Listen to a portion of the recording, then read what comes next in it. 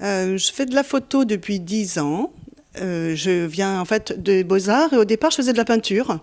Et puis en cours de route, lors de mes études, j'ai bifurqué vers la photo, qui a été une révélation, c'est le cas de le dire, pour la photo.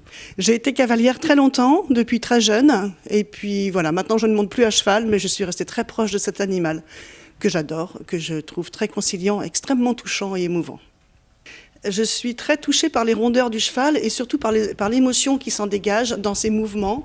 Et ce que je recherche chez le cheval, dans la photo que j'en fais, c'est le mouvement, c'est l'instantané de la photo, du millième de seconde ou plus ou moins, et de saisir en une fraction de seconde l'émotion qu'il me renvoie à ce moment-là. La peinture était plus figée parce qu'on travaille avec des pinceaux, c'est très réfléchi, ça prend beaucoup de temps, tandis que là, il faut capter tout de suite l'émotion. Ça demande du temps avant, parce qu'il faut parfois prendre du temps avant de déclencher, mais savoir déclencher juste quand il faut et au moment où on est profondément touché par quelque chose. Ce cliché, c'est un cheval comtois. Déjà, j'aime beaucoup les comtois, j'aime beaucoup les chevaux de trait. Et voilà, il y avait un mouvement dans sa crinière qui m'a inspirée. Et puis, j'ai eu l'idée de faire un très très grand tirage pour justement dépasser l'échelle 1-1 et rentrer presque dans de l'abstraction.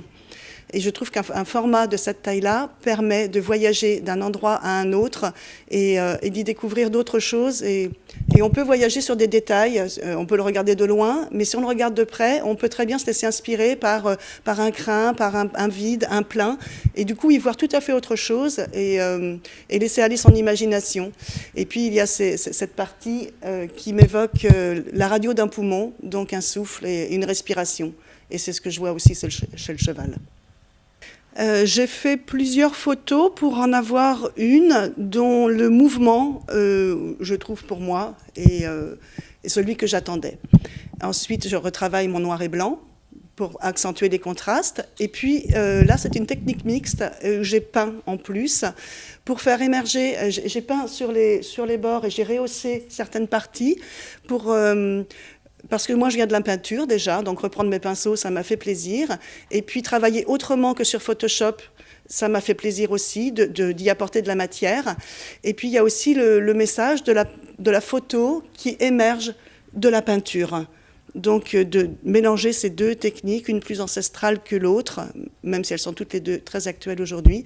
Et voilà, ça m'a plu de mélanger ces deux techniques, l'une dont je viens, l'une à laquelle je suis venue, et de réunir les deux. Et puis ça en fait une œuvre unique. Voilà.